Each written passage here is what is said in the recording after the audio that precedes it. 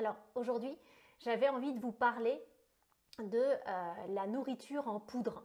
Alors ça peut vous paraître surprenant que je vous parle d'un sujet comme cela, mais c'est vrai qu'il y a pas mal de personnes qui considèrent aujourd'hui qu'on peut gagner du temps grâce à la nourriture en poudre. Alors je ne vous parle pas de Slim Fast, hein, que certains ou certaines d'entre vous ont peut-être pu expérimenter dans les années, je ne sais plus, 90 je crois.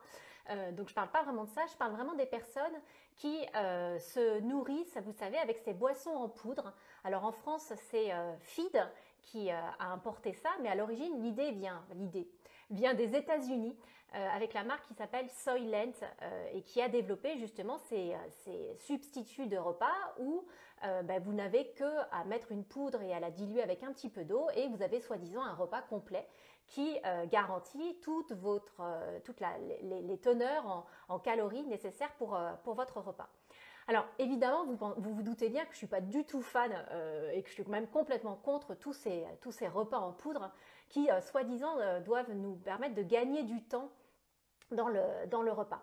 En fait, je suis contre pour tout un tas de raisons. Déjà parce que je pense que la nourriture, c'est pas juste une association chimique d'ingrédients, c'est pas juste quelques protéines, lipides et glucides, ça va bien plus loin que ça.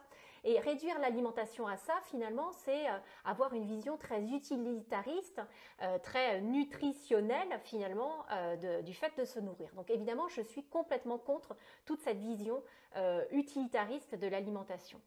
Et puis ce qui me déplaît aussi dans ce mode de fonctionnement, c'est que les fondateurs de ces repas en poudre les présentent, alors je me le suis noté à côté pour vous dire exactement ce qu'ils en disent, comme une nourriture intelligente destinée aux individus productifs et aux citadins stressés. Et alors ça, j'avoue que ça me hérisse un petit peu le poil.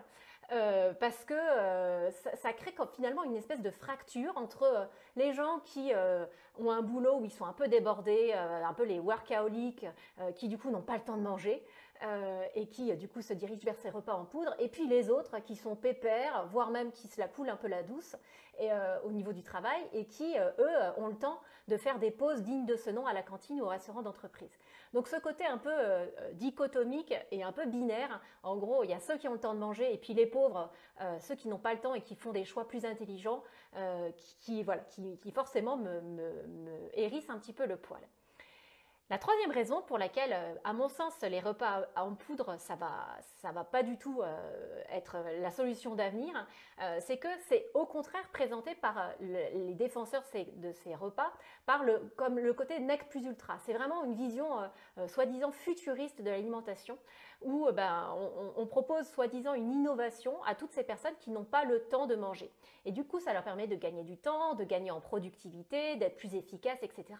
Ça va d'ailleurs de pair avec le mouvement No Lunch qui, là encore, a été lancé aux États-Unis et qui prétexte en gros qu'on peut tout à fait s'abstenir de manger pour justement rester le plus efficace possible. Donc il y a toute cette mouvance autour des repas en poudre et autour du fait qu'on pourrait se priver de déjeuner qui, évidemment, moi, me tend un tout petit peu.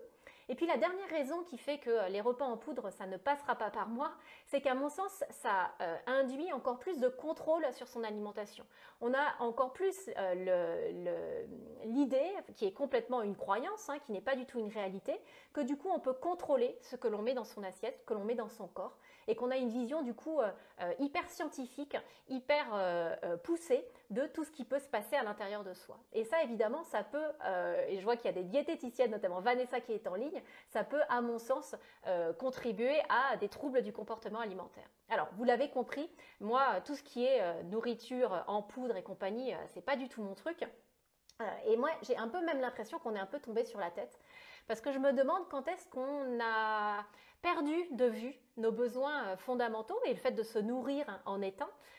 Comme vous le savez, c'est quelque chose que je répète souvent, mais la cuisine, le fait de se nourrir, ça répond à minima 3 besoins. Le besoin de se nourrir, donc de répondre effectivement à des besoins biologiques, corporels, et ça, à la limite, on pourrait dire que les repas en poudre peuvent y répondre, mais par contre, il y a aussi des repas, des besoins autour du psychologique et autour de besoins sociaux. La cuisine, ça permet aussi de réjouir et de réunir des individus. Et tout à fait, Marianne, quand tu parles de où est le côté plaisir de manger, c'est tout à fait ça.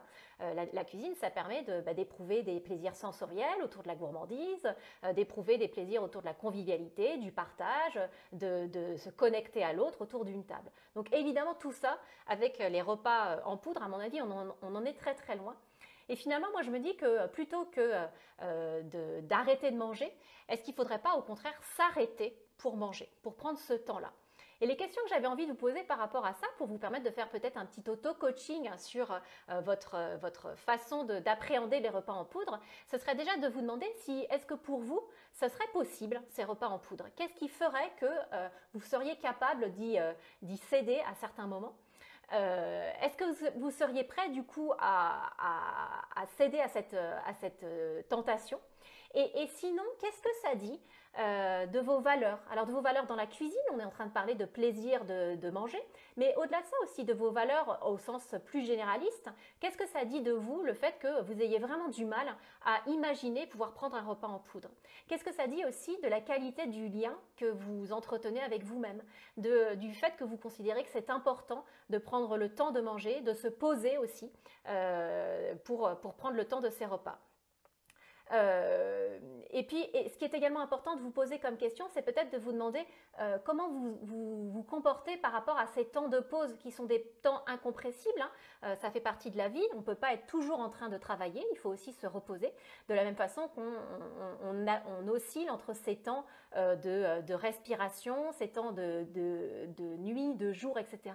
Et bien la nourriture, ça nous permet aussi de prendre un moment pour nous reconnecter avec nous-mêmes. Donc interrogez-vous aussi en termes de coaching sur voilà, qu'est-ce que ça dit de ma relation avec moi-même, de ma relation au temps, de ma relation avec les pauses, de la capacité que j'ai à m'autoriser des pauses de temps en temps. Et interrogez-vous sur tous ces éléments-là. Et si vous voulez, partagez-le moi dans les commentaires. Je me ferai vraiment un grand plaisir de répondre à vos questions. Si tout ça vous intéresse, si vous avez envie d'en savoir plus sur les questions qu'on peut se poser avec la cuisine thérapie et puis comment éventuellement en apprendre plus sur soi, eh bien, je vous recommande par exemple mon premier livre qui s'appelle Cuisine thérapie, dis-moi comment tu cuisines et je te dirai qui tu es.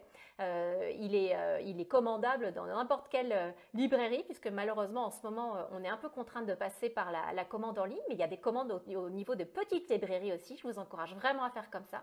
Et puis n'hésitez pas si vous avez envie d'échanger dans les commentaires. Encore une fois, ça me ferait plaisir de pouvoir répondre à vos questions.